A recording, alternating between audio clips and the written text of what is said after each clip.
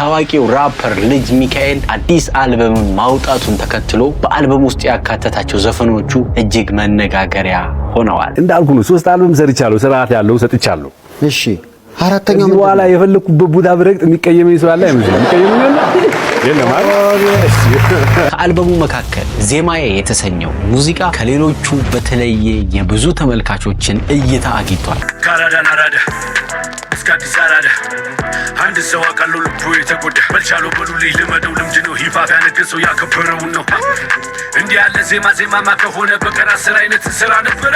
ይህ ለምን ሆነ? በዚህ ቪዲዮ የምናወራው ጉዳይ ይሆናል። ቻናላችን አዲስ ይሆናችሁ ሰብስክራይብ በማድረግ ቤተሰብ ይሁኑ። ናሁታ ቲዮ ወደ ልጅ ሚካኤል ጉዳይ ከማለፌ በፊት ቀደም ብዬ 1-2 ነጥቦችን ላንሳ። እንደሚታወቀው አንድ ደስ የሚል ዜና ሰምተናል። እንግዲህ በበጎ ስራዎቹ በሶሻል ሚዲያ በቲክቶክ የምናውቀው ማስተር አብነት እንግዲህ ሕክምናውን ጨርሶ ወደ አገር ቤት በሰላም ተመልሷል። ለሕክምና ወደ ውጭ ሀገር ከሄድኩበት በሰላም ወደ ሀገሬ ተመልሻለሁ። ይህ እጅግ በጣም የሚያስደስት ሁላችንንም ደስ የሚያሰኝ ዜና ነው። ነገር ግን ሙሉ በሙሉ ከህመሙ አላገገመም። የተወሰነ ክትትሎች ይኖራሉ። አስፈላጊ ሆኖ ሲገኝ ከዶክተሮች ጋር እየተነጋገረ የተለያዩ ቀጠሮዎችና ክትትሎች እንደሚኖሩት ራሱ ጠቁሟል ማለት ነው። እግዚአብሔር ይመስገን ከሕክምናው በኋላ የጤናዬ ሁኔታ እየተሻሻለ ያለ ሆኖ በሐኪሞች ምክር መሰረትም በቀጣይነት እየተመላለስኩ ክትትል ለማድረግ ይሆናል። በሁለተኛ ደረጃ በሶሻል ሚዲያ አንዲት ፎቶ ስትዘዋወር ተመለከትኩ።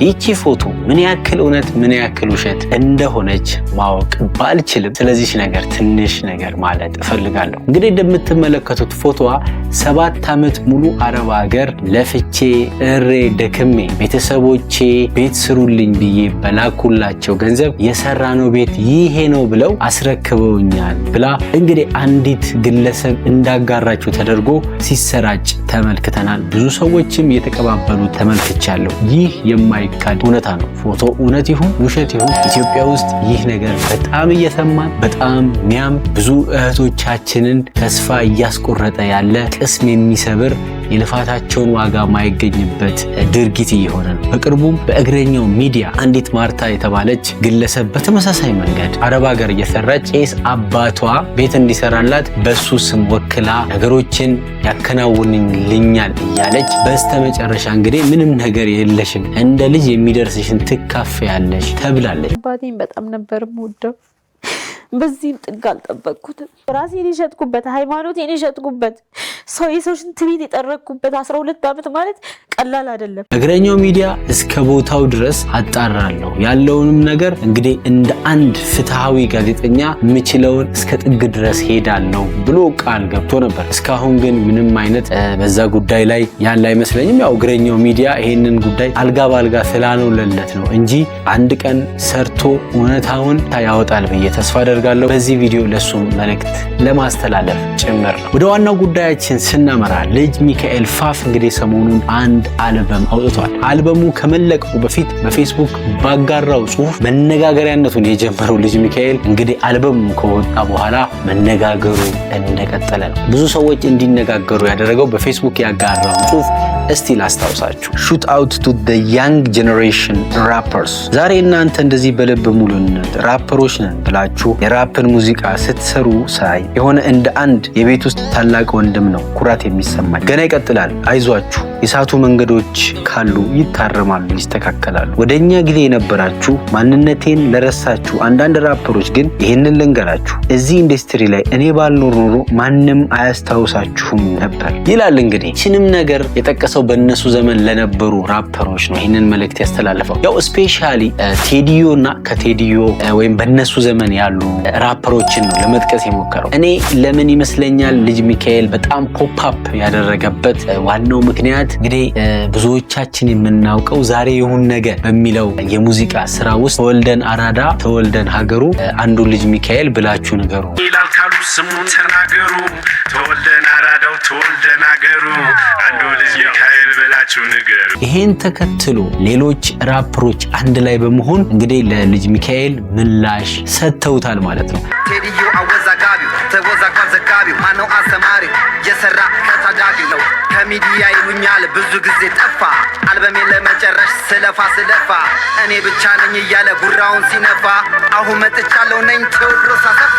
ስለዚህ ይሄ ምልልስ አንድ ሁለት ያለ ህዝቡ በጉጉት እንዲጠብቀውና የነዚህን የሁለት ባላንጣ ራፐሮችን እንግዲህ ስራዎች በጉጉት እንዲያዩ አድርጎታል። ይህ ነገር ከራፕ ሙዚቃ ስራው ጎን ለጎን ስራቸው ሞር በህዝብ ዘንድ ተቀባይነት እንዲያገኝ በህዝብ ዘንድ ትኩረት እንዲያገኝ የተጠቀሙት ዘዴ ይመስለኛል። ህዝቡም ራፕ ሙዚቃውን ከሚሰማ ይልቅ እከሌ ለከሌ ምን መለሰለት፣ እከሌ ለከሌ ምን አለ፣ ምን ብሎ ተረበው የሚለውን ነገር በጉጉት ይጠብቃሉ ማለት። አንዱ የሆነ ነገር ሲያወጣ አንዱ ቀጣይ ምን ብሎ ይመልስ ይሆን? ስለዚህ ልጅ ሚካኤልም መነሻው እኔ ነኝ ላይክ ራፕ መጀመሩን ብቻ ሳይሆን እንድትታወቁ በደንብ መነጋገሪያ እንድንሆን ማነው ጀማሪው እንትና እከሌ እንዲባል እንግዲህ እኔ ነኝ የጠነሰስኩት ነው። ያችን ነገር ጣል በማድረጉ ለሱ መልስ ሲሰጥ ከዛ ሰዎች ደግሞ እንግዲህ ኪዩሪየስ ይሆኑና ሰዎች ይጓጉና እከሌ ምንድነው እከሌ ምን አለ የሚለውን ነገር ወደ ኋላ ስሮባክ አድርገው ብዙ ነገሮች እንዲፈተሹ ያደርጋል። በዛች አማካኝነት ይመስለኛል ይሄንን አስተያየት የተሰጠው። ብዙዎች ግን ይሄንን ነገር የገመቱት አንተ ጉረኛ ነህ፣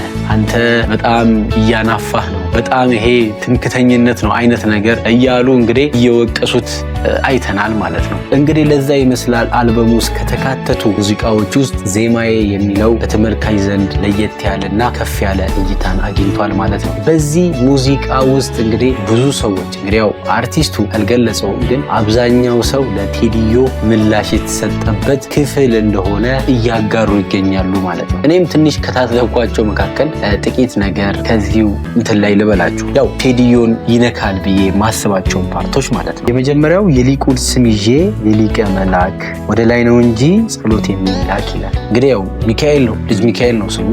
የቅዱስ ሚካኤልን ስም ይዤ ነው እንግዲህ ለማለት የፈለገው ማለት ነው።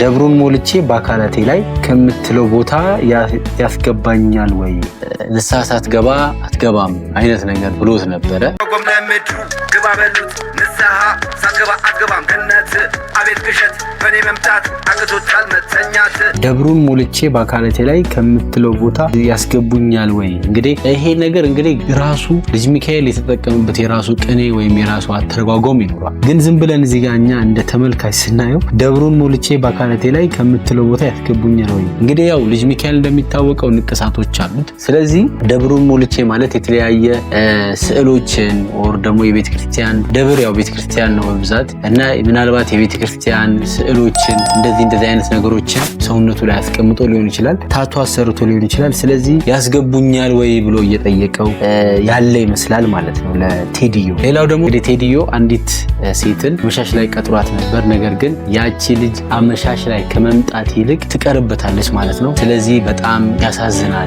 ሁለተኛ አልመጣም ብሎ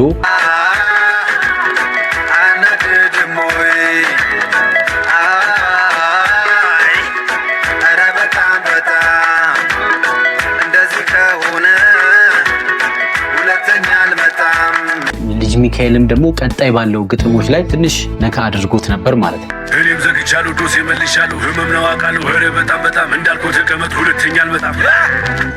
ይህንን ተከትሎ ይመስላል ከዚህ በኋላ ጨርሻለሁ ዶሴንም ዘግቻለሁ እዛኔ እንዳልከው ሁለተኛ ተመልሰ እንዳትመጣ አይነት ነገር ብሎ ጎሸም ለማድረግ ሞክሯል ማለት ነው በዚህ ዜማ የሚለው ሙዚቃ ላይ።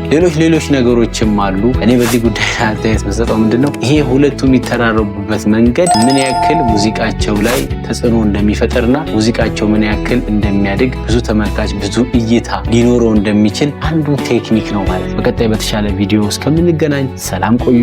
ናሁታ ቲዩ